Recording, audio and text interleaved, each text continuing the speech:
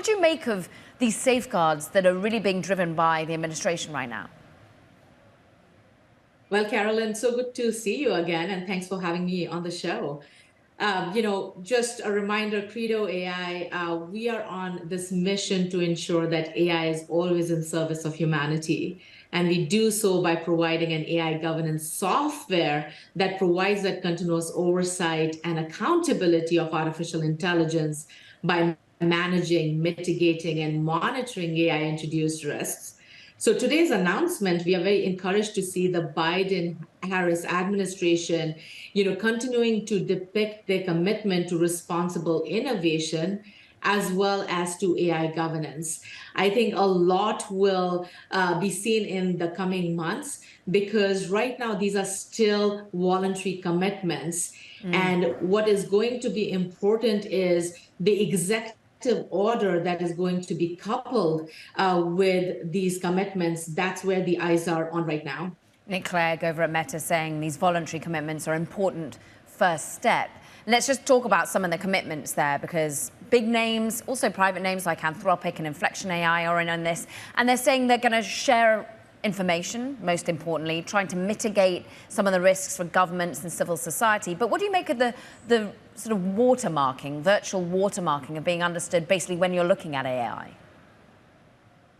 Yeah, Caroline, I think watermarking is a really important aspect of really figuring out, the provenance of these systems. But before we go there, I want to step back and just focus on what these voluntary commitments are. As you indicated, that these voluntary commitments are being, committed to by 7 leading generative AI and foundation model providers, and they're focused on security, safety, and trust. And as you can imagine, these are not comprehensive, but a great first step to ensure that the US citizens and the federal government deserve the transparency from these large language model providers. So coming back to watermarking, I think one of the core things is really understanding the entire provenance of how these systems are built, where the data is coming from. And watermarking is a mechanism to really distinguish what is human-generated versus what is AI-generated. So though an important commitment, there needs to be more work done in that space. We understand actually the system still needs to be developed. Also, I mean, we understand that you're required to report some of the risks, but they're not actually required to eliminate the risks. How do you go about doing that?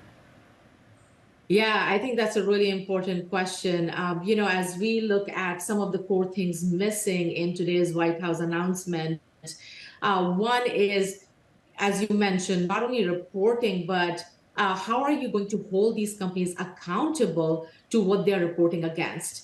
There is no indication in today's announcement around those commitments, those benchmarks, and I think those are really critical things that we should be, watching out for. The second thing is these are completely voluntary. So I think going back to, we've seen in the history that voluntary commitments don't really have the impact that we are, looking to see from these important but limited set of model providers. So the next steps, as I mentioned, is the executive order, and more importantly, what would that executive order mandate? Because I think what these large, powerful AI systems need right now is tech-informed regulations and mandates to make sure that there is delivery against what is expected of them. Okay, so an executive order coming from the administration again, because Congress is, well, unsurprisingly, perhaps a little bit slow to truly try and get through any changes in law and overseeing AI there. But what about how it compares to what Europe's up to? I think right now, one of the great things that I've seen with today's announcement is that there has been discussions with the allies. Notably, we've seen engagement with France, Germany, India, UK, and others. But I think what's going to be really important in the coming weeks and months is how there is a global AI governance framework aligned to, what we care about in the United States, but also the great work that European Commission has done with respect to the risk-based EU AI Act, which is, in works right now and most likely going to be passed end of this year.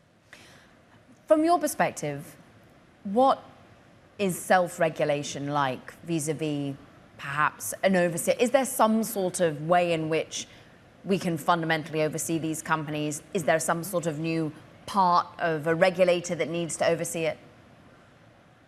Yeah, Carolyn. So, I do want to note that I advise President Biden and I sit on the National AI Advisory Council. But today I'm speaking on personal capacity and as the CEO of Credo AI.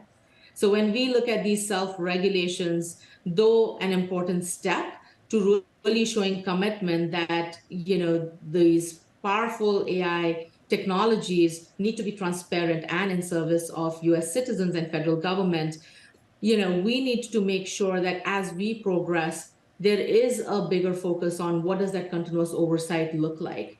And right now, there's two pathways. In the short term, we should be looking at our current agencies and building capacity to ensure that they provide that oversight of these powerful systems. But we are also, looking ahead in long term and do believe that there's room for a global regulatory body that is really tasked with keeping pace with this very fast changing, very, massive scale technology and providing oversight to it. And can that break through the geopolitical tension between US and China?